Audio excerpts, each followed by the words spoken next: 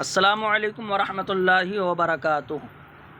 شرح الفقہ الاکبر، بسم اللہ الرحمن الرحیم۔ وقال شارحہ قد افترق الناس فی مسألۃ الکلام علی 9 اقوال۔ فرماتے ہیں کہ شارح عقیدہ طحاویہ نے یہ فرمایا ہے کہ مسئلہ کلام میں لوگوں کے 9 اقوال ہیں۔ تو 9 اقوال پر جدا ہو گئے لوگ، مطلب یہ جو ہے 9 قول ہے۔ تو پہلا قول وہ صابی اور فلسفیوں کا ہے، دوسرا قول معتزلہ کا ہے، اور تیسرا قول جو ہے وہ اشاعرہ کا ہے، اور چوتھا اہل کلام اور اہل حدیث کی ایک جماعت کا ہے، پانچواں قول جو ہے کرامیہ فرقے کا ہے، اور چھٹا قول صاحب معتبر کا ہے، اور ساتواں قول ابو منصور ماتریدی کا ہے، اور آٹھواں قول جو ہے وہ ابو المعالی اور ان کے متبعین کا ہے، اور نواں قول جو ہے وہ ہے کہ جو ائمہ حدیث اور ائمہ اہل سنت سے یعنی بطور تواتر منقول ہے۔ ٹھیک ہے، فرماتے ہیں کہ پہلا قول ان کلام اللہ تعالی ہوا ما یفیض علی النفوس من المعانی۔ تو پہلا قول یہ ہے کہ اللہ تعالیٰ کا کلام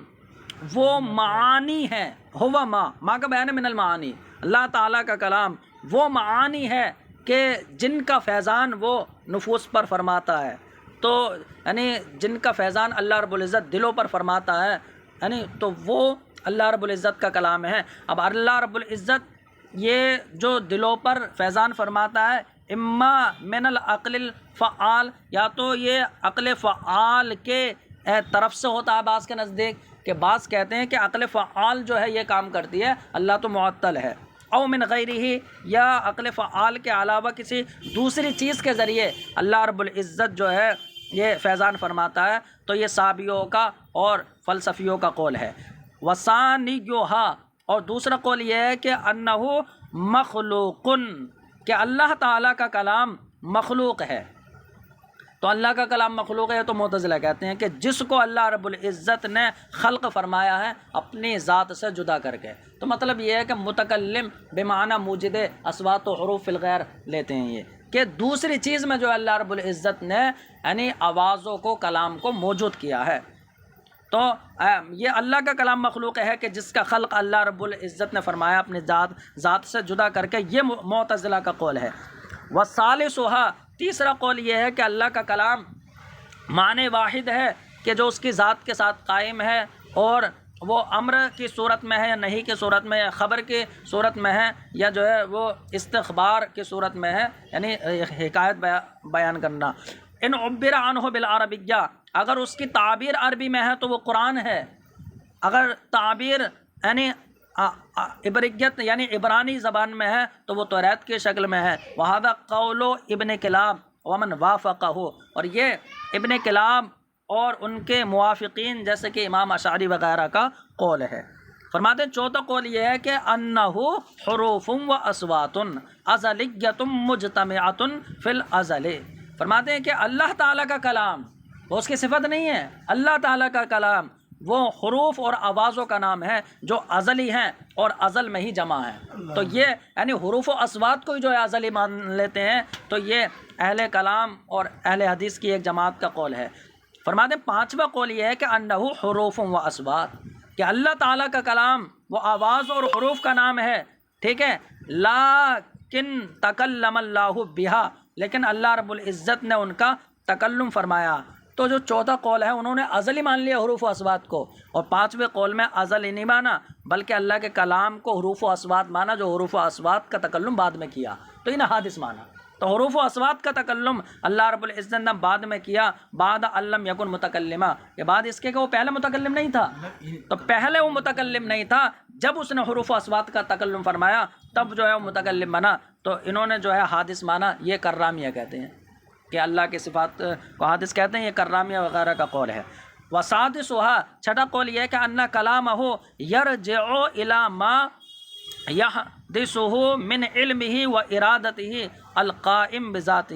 فرماتے ہیں کہ اللہ تعالیٰ کا کلام وہ ایسی چیز کی طرف راجع ہوتا ہے کہ جس کو اللہ رب العزت اپنے علم اور ارادے سے جو ہے پیدا فرماتا ہے، اور جو اس کی ذات کے ساتھ قائم ہے، ٹھیک ہے۔ ہاں، تو اللہ رب العزت اپنے علم و ارادے سے اس کلام کو پیدا فرماتا ہے۔ تو اس کا مطلب کلام کا رجوع وہ علم و ارادے سے کر دیا انہوں نے۔ تو کلام کوئی الگ سے مستقل صفت نہیں ہے، بلکہ وہی علم و ارادے کا نام ہے۔ تو انہوں نے یہ کہہ دیا کہ اللہ کے کلام کا رجوع وہ اس کی طرف ہوتا ہے کہ جس کو اللہ رب العزت اپنے علم و ارادے سے پیدا فرماتا ہے، جو علم و ارادہ اس کی ذات کے ساتھ قائم ہے۔ یہ صاحب معتبر کا قول ہے، وَيَمِيلُ عَلَيْهِ الرازی، اور مطالب عالیہ میں امام رازی کا میلان بھی اسی طرف ہے۔ وَسَابِعُهَا، اور ساتواں قول یہ ہے کہ ان کلامہ یتضمن معنی قائما بذاتہ، کہ اللہ تعالیٰ کا کلام وہ ایسے معنی کو متضمن ہے جو اس کی ذات کے ساتھ قائم ہے۔ تو اللہ تعالیٰ کا کلام وہ معنی ہے جو اس کی ذات کے ساتھ قائم ہے۔ وما خلقہ فی غیرہ، ایسا نہیں کہ اللہ نے اس کا دو غیر میں خلق فرمایا ہو، ٹھیک ہے، یہ معتزلہ کا رد ہو گیا، یعنی غیر میں خلق فرمایا ہو، ایسا نہیں ہے، یہ امام ابو منصور ماتریدی کا قول ہے۔ ساتواں قول یہ ہے کہ انہ مشترکم بین المعنی القدیم القائم بالذات و بین ما یخلقہ فی غیرہ من الاصوات، ٹھیک ہے۔ آٹھواں قول یہ ہے کہ اللہ رب العزت کا کلام مشترک ہے معنی قدیم کے درمیان کہ جو اس کی ذات کے ساتھ قائم ہے، ٹھیک ہے، اور ان آوازوں کے درمیان کہ جن آوازوں کا خلق اللہ رب العزت دوسرے میں فرماتا ہے۔ تو جو اس کی ذات کے ساتھ قائم ہے وہ کلام حقیقی ہے، اور وہ آوازیں جو غیر میں پیدا فرمائیں جیسے لسان جبریل پر یا لسان نبی پر یا لوح محفوظ میں، تو یہ جو آوازیں یا کلمات ہیں تو یہ کلام ہونا مجازن ہے۔ تو انہوں نے ان کو کلام جو ہے مجازن کہا۔ فرماتے ہیں کہ ہذا قول ابو المعالی، یہ ابو المعالی ان کے متبعین کا قول ہے۔ میں کہتا ہوں کہ زیادہ ظاہر یہ ہے کہ ان المعنی، کہ معنی الاول جو ہے پہلا معنی کہ اللہ رب العزت کا کلام جو اس کی ذات کے ساتھ قائم ہے وہ حقیقت کے اعتبار سے ہے، اور ثانی مجاز کے اعتبار سے کہ اس کو جو کلام کہنا آواز کو وہ مجاز ہے۔ وتاسعها، اور نواں قول یہ ہے کہ انہ تعالی لم یزل متکلما اذا شاء ومتى شاء وکیف شاء وهو يتکلم به بصوت یسمع، ٹھیک ہے۔ نواں قول یہ ہے کہ اللہ تعالی ہمیشہ سے جو ہے وہ کلام فرمانے والا ہے، جب چاہے یعنی اور جیسا چاہے اور جہاں چاہے، اور اللہ رب العزت کلام فرماتا ہے تو ایسی آواز کے ذریعے کلام فرماتا ہے جس کو سنا جا سکتا ہے۔ تو یہی تو کہا ہے آخر والے قول جو متن میں ہے کہ اللہ رب العزت کے کلام کو سنا جانا متصور ہے۔ فرماتے ہیں کہ اس کو سنا جا سکتا ہے۔ وَإِنَّ نَوْعَ الْكَلَامِ قَدِيمٌ وَإِن لَّمْ يَكُنِ الصَّوْتُ الْمُعَيَّنُ قَدِيمًا، فرماتے ہیں کہ اللہ رب العزت کلام فرماتا ہے لیکن وہ کلام آواز کی صورت میں ہوتا ہے، اس آواز کو سنا جانا متصور ہے، ٹھیک ہے، لیکن اب اللہ رب العزت کے کلام کی نوعیت تو قدیم ہے، جو کلام کی نوعیت ہے وہ قدیم ہے، لیکن وہ آواز کی صورت میں جو نکلا تو وہ آواز جو ہے وہ قدیم نہیں ہے۔ فرماتے ہیں کہ کلام کی نوعیت تو قدیم، البتہ جو معین آواز ہے وہ قدیم نہیں۔ فرماتے ہیں قلت، میں کہتا ہوں وہذا یؤیدہ ما قدمناہ، فرماتے ہیں یہی نواں قول ہے جو اس کی تائید کر رہا ہے کہ جو ہم نے یعنی پیچھے کہا ہے۔ فرماتے ہیں کہ یہی وہ قول ہے کہ جس کی تائید وہ کر رہا ہے کہ جس کو ہم نے جو ہے پیچھے بیان کیا ہے، اور یہی قول منقول ہے ائمہ حدیث اور ائمہ جو ہے سنت سے۔ فرماتے ہیں وَلَعَلَّ تَكْرَارَ هَذِهِ الْمَسْأَلَةِ فِي تَعْلِيفِ الْإِمَامِ، اب فرماتے ہیں کہ یہ جو کلام کا مسئلہ ہے، کلام باری کا مسئلہ ہے، تو اس کو جو ہے مکرر ذکر کیا یہاں پر، حالانکہ پیچھے یہ بیان اس کا ہو گیا ہے، تو یہاں پر اس لیے ذکر کیا ہے کہ اس کی اہمیت پتہ چل جائے کہ یہ بہت اہم مسئلہ ہے۔ فرماتے ہیں کہ شاید اس مسئلے کی تکرار امام اعظم کی تصنیف میں، امام اعظم کی اس متن میں فقہ اکبر میں، وہ اس لیے ہے کہ مقام مقصود میں یعنی اس کا مکمل اہتمام ہو جائے۔ ثم علم ان عباد العجل مع کفرہم باللہ اعرف من المعتزلہ، پھر یعنی اچھا ثم اعلم ہے، یہ اعلم، پھر جان لو کہ بچھڑے کے پجاری یعنی اللہ کے ساتھ کفر کرنے کے باوجود، جو بچھڑے کے پجاری تھے تو وہ کفر کے باوجود اعرف من المعتزلہ، تو وہ معتزلہ سے زیادہ یعنی اللہ کی معرفت رکھنے والے ہیں پھر بھی، کیونکہ بچھڑے کے پوجا کر دی انہوں نے، اللہ کے ساتھ کفر کر دیا، لیکن پھر بھی معتزلہ سے زیادہ اللہ یعنی معتزلہ سے زیادہ اللہ کی انہیں معرفت ہے۔ یہ کہا ہے کیسے؟ اس لیے کہ یعنی انہوں نے کلام کا تو انکار نہیں کیا، اور معتزلہ نے تو اللہ کی صفت کلام کا بھی انکار کر دیا. تو فرماتے ہیں لِأَنَّهُ لَمَّا قَالَ لَهُم موسیٰ، وہ اس لیے کہ جب ان پجاریوں سے حضرت موسیٰ علیہ السلام نے فرمایا الم یروا انہ لا یکلمہم ولا یہدیہم سبیلا، یعنی کیا انہوں نے نہیں دیکھا کہ نہ تو یہ بچڑا ان سے بات کرتا ہے، نہ انہیں کوئی یعنی راستہ دکھا سکتا ہے. تو لم یجیبوا بان ربک، تو انہوں نے یہ جواب نہیں دیا کہ تمہارا رب بھی تو بات نہیں کرتا ہے. فعلم، تو جان لیا گیا کہ ان نفی تکلم، کہ تکلم کی نفی جو ہے وہ ایسا نقص ہے یستدل به علی عدم الوہیت العجل، کہ تکلم کی نفی حضرت موسیٰ نے کی. اس سے پتہ چلا تکلم جب بات نہیں کر پا رہا تو کیسا معبود. تو تکلم کی نفی یہ ایسا نقص ہے کہ جس کے ذریعے استدلال کیا جا سکتا ہے بچھڑے کے معبود ہونے کی نفی پر، کہ بچھڑا یہ پھر کیسا معبود ہے. وغایت شبہتہم انہم یقولون، اور زیادہ سے زیادہ ان کا شبہ یہ ہے کہ یہ کہہ سکتے ہیں کہ یلزم منہ التشبیہ والتجسیم، کہ اس سے جو ہے وہ تشبیہ اور تجسیم لازم آ جائے گی کہ اللہ رب العزت کا کلام بھی اس کی صفت مانیں گے تو ہم بھی کلام کرتے ہیں، اور ہم یہ آلات و حروف کے ذریعے کرتے ہیں تو اللہ رب العزت کے ذریعے کو بھی یہی مانو، تو پھر تجسیم لازم آ جائے گی. تو زیادہ سے زیادہ یہ کہہ سکتے ہیں کہ کلام ماننے سے تو تشبیہ و تجسیم لازم آ جائے گی. تو ان سے کہہ دیا جائے گا کہ ہم یہ کہیں گے کہ اللہ تکلم فرماتا ہے ہماری طرح تھوڑی، یہ پیچھے ہم نے کہہ دیا ہے کہ آلات و حروف کے ذریعے نہیں، کہ اذا قلنا، تو اس وقت ہم یہ جواب دے دیں گے کہ انہ تعالی یتکلم کما یلیق بجلالہ، کہ اللہ رب العزت تکلم فرماتا ہے جیسے اس کی جلالت شان کے لائق ہے. انتفت شبہتہم، تو جب ہم یہ جواب دے دیں گے تو ان کے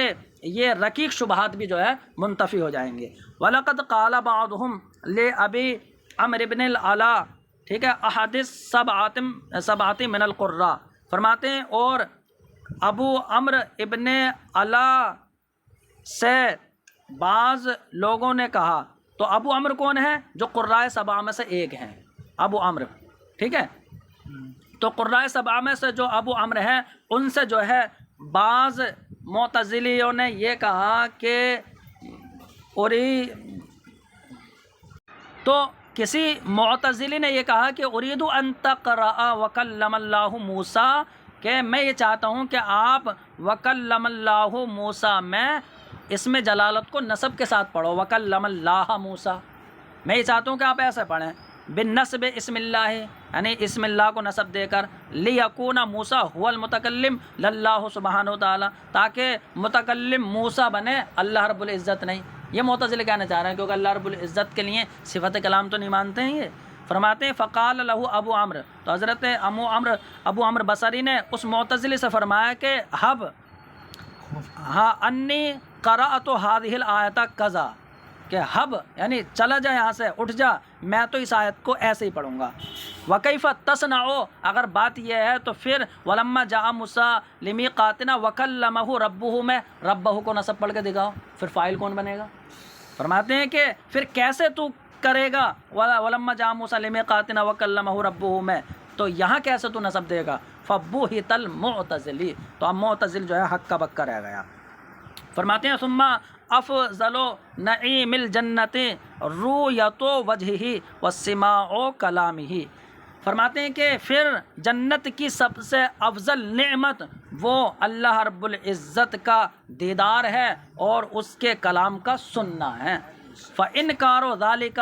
انکار لروح الجنت الذی ما طابت لأہلها الا به، فرماتے ہیں کہ اب اس کا انکار کرنا، رویت اور جو ہے اللہ کے کلام کے سماعت کا انکار کرنا، یہ جنت کی اس نعمت کا انکار کرنا ہے کہ جنتیوں کو راحت نہیں ہوگی مگر اسی کے ذریعے. تو جنتوں کو راحت تو دیدار سے ہی ملے گی. کما ان اشد العذاب للکفار عدم تکلیمہ لہم ووقوع الحجاب، فرماتے ہیں کہ جیسے کہ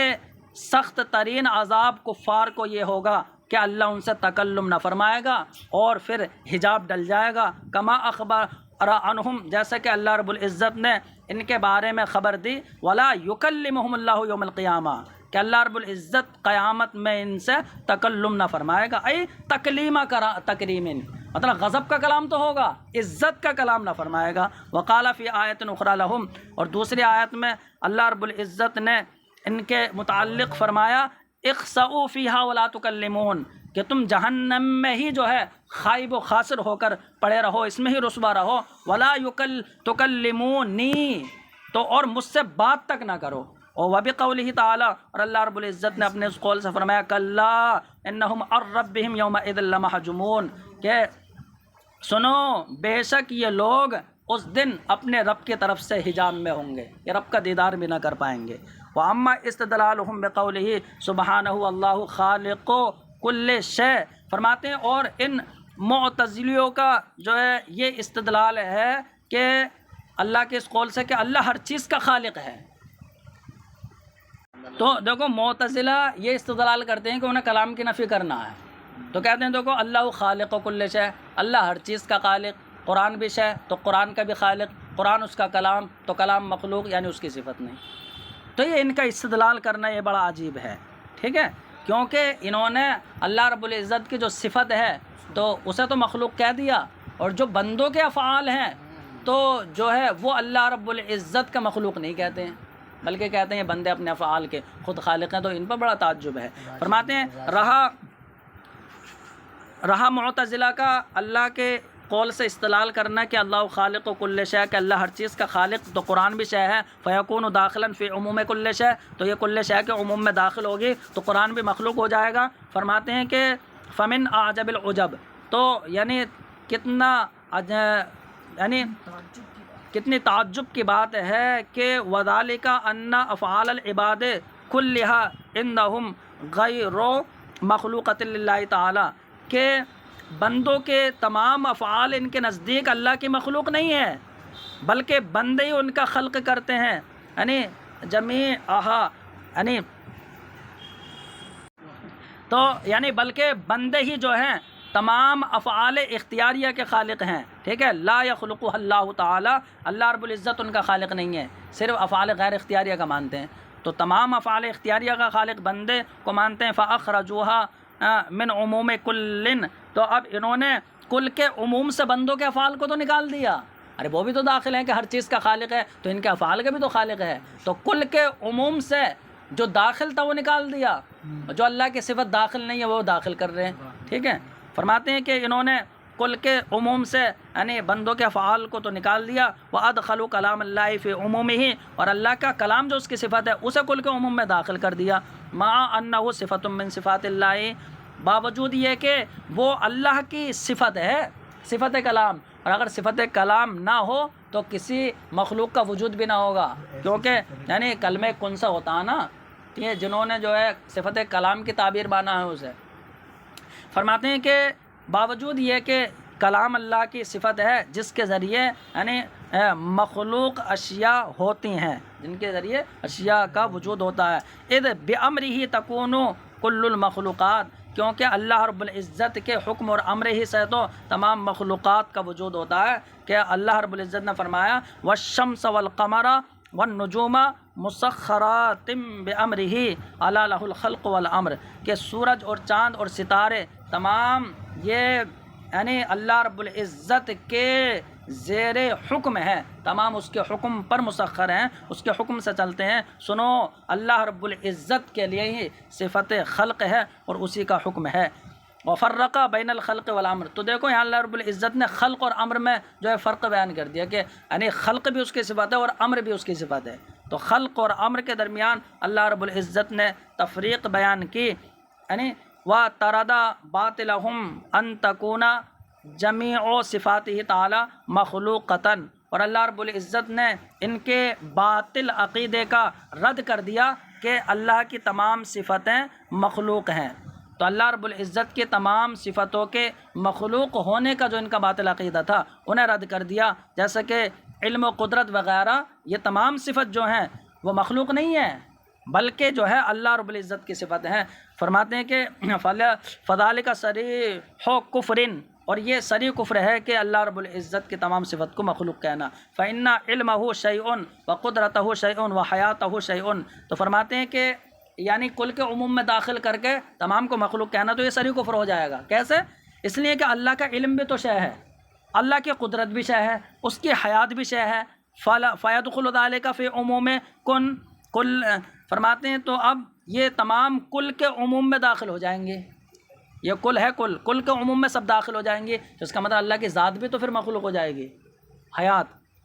فیکون مخلوقم بعد علم یکن، تو اب لازم آئے گا کہ یہ سب تمام مخلوق ہو جائیں کہ پہلے نہیں تھیں، تو پہلے نہیں تھی، یہ بعد میں ہوئی ہیں، اور تو اللہ رب العزت کی حیات بھی بعد میں ہو جائے گی، خود اللہ کی ذات مخلوق ہو جائے گی، اور اللہ پاک ہے اس سے کہ جو یہ کہتے ہیں، بہت زیادہ اللہ رب العزت بلند و بالا ہے۔ وَكَيْفَ يَصِحُ أَن يَكُونَ مُتَكَلِّمًا بِكَلَامٍ يَقُومُ بِغَيْرِهِ۔ تو دیکھو یہاں پر جو یہ کہا کہ یہ معتزلہ کا یہ کہنا تو صریح کفر ہو جائے گا، کیونکہ اس سے تو اللہ رب العزت کے علم و قدرت اور حیات خود مخلوق ہو جائے گی۔ تو فرماتے ہیں یہ صریح کفر جو ہے صرف ان کی باتوں سے لازم آتا ہے۔ اگر ان سے کہا جائے کہ اللہ کی حیات بھی مخلوق بن جائے گی، تو اگر ان سے پوچھا جائے تو یہ منع کر دیں گے، نہیں، اللہ کی حیات کیسے مخلوق ہو جائے گی؟ تو کفر التزامی نہیں ہے، اس لیے ان کی تکفیر کلامی نہیں کی جاتی ہے۔ فرماتے ہیں وَكَيْفَ يَصِحُ أَن يَكُونَ مُتَكَلِّمًا بِكَلَامٍ يَقُومُ بِغَيْرِهِ، اور فرماتے ہیں کیسا صحیح ہو جائے گا کہ اللہ رب العزت متکلم ہو اس کلام سے جو غیر کے ساتھ قائم ہے۔ یہ معتزلہ کہتے ہیں کہ اللہ کا کلام غیر کے ساتھ قائم ہے، تو پھر تو اللہ کا کلام غیر کے ساتھ قائم ہے، تو بندے اور جانور جو کلام کرتے ہیں تو یہ بھی اللہ کا کلام ہو جائے گا، پھر اس کا بولنا اللہ کا بولنا ہو جائے گا، حالانکہ ایسا نہیں ہے۔ فرماتے ہیں وَلَوْ صَحَّ ذَلِكَ، اگر یہ بات صحیح ہو جائے نا کہ جو دوسروں کے ساتھ قائم ہے اس کلام کے ذریعے اللہ متکلم ہے، تو اگر یہ بات صحیح ہو جائے لَلَّزِمَ أَن يَكُونَ مَا أَحْدَثَهُ مِنَ الْكَلَامِ فِي الْجَمَادَاتِ، تو لازم آئے گا کہ جس کلام کو اللہ رب العزت نے جمادات و حیوانات میں پیدا فرمایا، کیونکہ موجد کے معنی میں متکلم لیتے ہیں نا یہ، تو اللہ رب العزت نے جو کلام پیدا فرمایا اس کے ذریعے متکلم ہو جائے۔ فرماتے ہیں تو لازم آئے گا کہ جس کلام کو اللہ نے جمادات و حیوانات میں پیدا فرمایا ہے، لازم آئے گا کہ ان یکون کلامہ، یہ یکون کی خبر ہے کہ وہ اس کا کلام ہو جائے۔ ولا یفرق بین نطق و ان نطق و انطق اللہ، اور فرماتے ہیں پھر کوئی فرق نہیں رہے گا کہ یعنی چاہے وہ خود بولے یا اللہ بلوائے، تو اس میں کوئی فرق نہیں رہے گا کیونکہ اللہ کا کلام ہے۔ اب چاہے انسان خود بولے، کیونکہ انسان کے اندر یا جمادات کے اندر یا حیوانات کے اللہ نے کلام پیدا فرمایا ہے، تو اللہ موجد کلام ہے، اس اعتبار سے اسے متکلم مانو، تو بندہ بولے گا تو اللہ کا کلام، خود بولے یا اللہ بلوائے۔ فرماتے ہیں تو کوئی فرق نہیں رہے گا بولنے اور بلوانے میں۔ اور یعنی وَإِنَّمَا قَالَتِ الْجُلُودُ، اور قیامت میں کھالے کہیں گے انطقنا اللہ، اللہ نے ہمیں بلوایا ہے، وَلَمْ تَقُلْ نطق اللہ، اور وہ یہ نہیں کہیں گے کہ اللہ نے تکلم کیا ہے۔ تو یہاں سے دیکھو خالے یہ تو کہیں گے اللہ نے بلوایا ہے، یہ نہیں کہیں گے اللہ نے تکلم کیا ہے، تو اس کا مطلب موجد کلام ہونا الگ ہے، متکلم ہونا الگ ہے۔ بل یلزم ان یکون متکلما، تو فرماتے ہیں کہ بلکہ لازم آ جائے گا کہ اللہ رب العزت متکلم بن جائے ہر اس کلام سے کہ جس کلام کو اس نے غیر میں پیدا فرمایا، کیونکہ موجد کلام فی الغیر کے اعتبار سے اگر متکلم مانو گے تو غیر میں جو کلام خلق فرمایا اس کے ذریعے اللہ متکلم ہو جائے گا، تو انسان جھوٹ بھی بولتا ہے، تو پھر اللہ رب العزت کا کلام جو ہے وہ زور و کذب ہو جائے گا، کفر و ہذیان ہو جائے گا۔ فرماتے ہیں تو لازم آئے گا کہ اللہ یعنی متکلم ہو جائے اس کلام کے ذریعے جو غیر میں خلق فرمایا ہے، اب چاہے وہ جھوٹا ہو، یعنی چاہے وہ گڑھا ہوا ہو یا جھوٹا ہو یا کفر ہو یا مذاق ہو، اور اللہ اس سے پاک ہے۔ قال القونبی وقد ترد ذلك الاتحادیۃ فقال ابن العربی، تو فرماتے ہیں کہ یہ بات جو ہے، تو فرماتے ہیں وقت ترد ذلك، یعنی اس بات کو جمع کیا ہے، مطلب تمام کو کہ تمام اللہ کا کلام ہے۔ یہ اتحادیہ فرقہ کہتے ہیں، تو اتحادیہ فرقہ یہ تو کہتے ہیں کہ جو بھی ہے تمام وہ اللہ کی ذات ہے، اب چاہے وہ بندے کلام کر رہے تو ہے تو سب اللہ کی ذات، ٹھیک ہے۔ تو اس اعتبار سے انہوں نے ان تمام کو جو ہے جمع کر دیا ہے کہ اللہ کلام کہہ دیا ہے، یعنی حالانکہ اتحادیہ فرقے کا وہ کہنا تو وہ تو صوفیہ فرقہ ہے، ان کا وہ کہنا معتزلیوں کی طرح نہیں ہوگا۔ فرماتے ہیں وقت ترد ذالک، وہ اس تمام کلام کو جمع کر دیا ہے اتحادیہ فرقے نے، تو ابن عربی بھی ان میں سے ہی ہے، صوفیہ اتحادیہ فرقے میں سے، انہوں نے کہا وَكُلُّ كَلَامٍ فِي الْوُجُودِ كَلَامُهُ سَوَاءٌ عَلَيْنَا نَصْرُهُ وَنِظَامُهُ، کہ وجود میں یعنی کہ کائنات میں ہر کلام اللہ کا کلام ہے، چاہے یعنی ہم پر اس کا نثر ہو یا نظم ہو، یعنی کہ چاہے تو وہ نثر کی صورت میں ہو یا نظم کی صورت میں ہو، سب اللہ کا کلام ہے۔ تو سنو، وبمثل ذالک الزم الامام عبد العزیز المکی بشر المریسی بین یدی المامون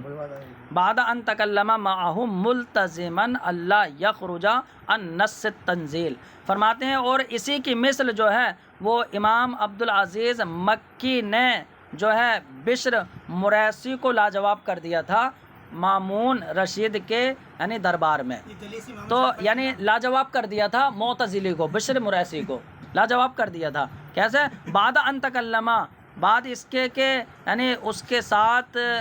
گفتگو کی، تکلم کیا، ملتزمن کہ اس حال میں کہ اس نے بشر مریسی نے اپنے اوپر یہ التزام کر لیا تھا کہ وہ نص قرآن سے علاوہ بات نہیں کرے گا، ٹھیک ہے، وَأَلْزَمَهُ الْحُجَّةَ، اور جو ہے امام عبد العزیز مکی نے اس پر جو ہے حجت کو لازم کر دیا تھا،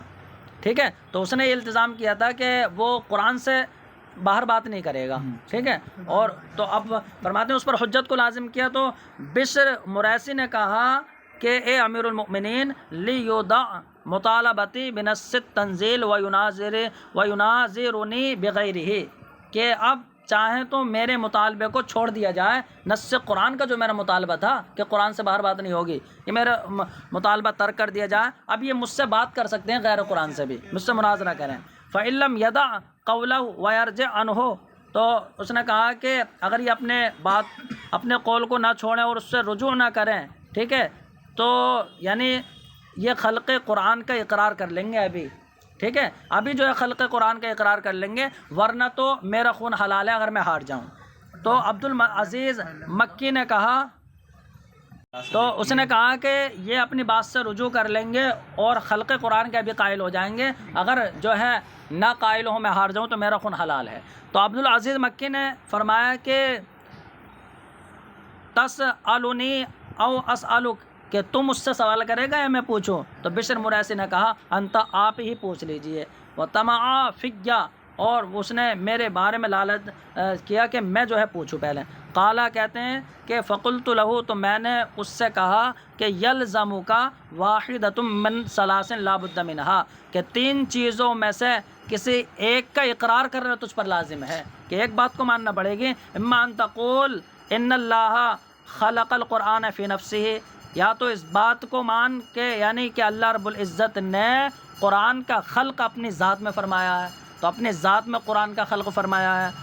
او خلقہ قائما بذاتہ و نفسہ، یا اللہ رب العزت نے قرآن کا خلق فرمایا ہے اس حال میں کہ قرآن اس کی ذات اور نفس کے ساتھ قائم ہے، او خلقہ فی غیرہ، یا اللہ رب العزت نے قرآن کا خلق جو ہے غیر میں فرمایا ہے، جو معتزلہ کہتے ہیں، ٹھیک ہے۔ فرماتے ہیں کہ قال،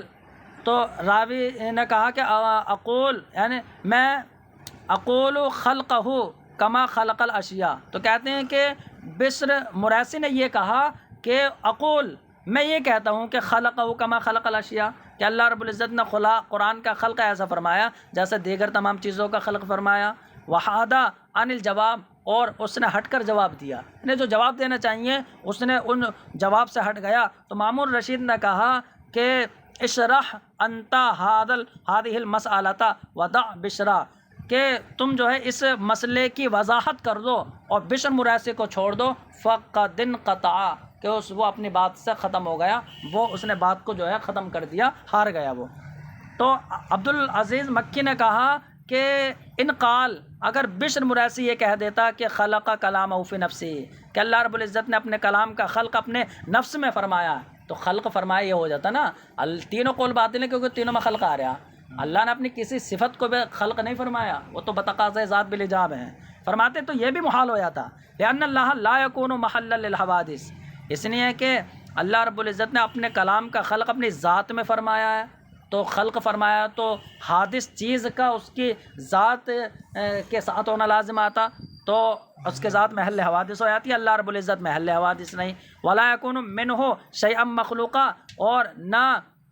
ایسے بھی نہیں ہے کہ اللہ رب العزت کی طرف سے کوئی یعنی شے جو ہے مخلوق شے جو ہے اس کے ذات کے ساتھ ہو، ایسا بھی نہیں ہے۔ وَإِنْ قَالَ، اور اگر یہ کہتا کہ خَلَقَهُ فِي غَيْرِهِ، کہ اللہ رب العزت نے کلام کا خلق غیر میں فرمایا ہے، غیر میں اللہ نے خلق فرمایا ہے، فَيَلْزَمُهُ فِي النَّظْرِ وَالْقِيَاسِ، تو اب نظر و قیاس کے اعتبار سے اس پر لازم ہو جاتا یہ کہنا کہ کُلَّ کلام خلقہ اللہ تعالیٰ فی غیرہ فہو کلام، کہ ہر وہ کلام کہ جس کا خلق اللہ نے غیر میں فرمایا وہ کلام ہونا چاہیے۔ تو انسان کا کلام بھی اللہ کا کلام ہونا چاہیے، حیوانات کا کلام بھی اللہ کا کلام ہونا چاہیے، پھر اس پر یہ لازم ہو جاتا